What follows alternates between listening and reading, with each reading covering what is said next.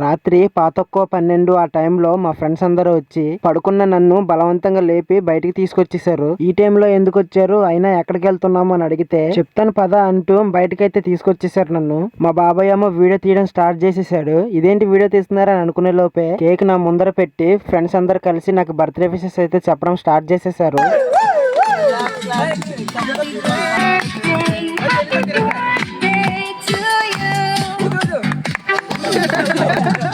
తర్వాత cake cut చేసి ముక్కలు చేసి అందరం పంచుకొని తినేసాము. ఆ తర్వాత ఫోటోలు కూడా తీసుకున్నాము అందరం. అలా సరదాగా సాగిపోతున్న సమయాన ఒక హఠాత్తు పరిణామం జరిగింది. అది నేను ఊహించలేనిది అనమాట. అదేంటో మీరే చూడండి.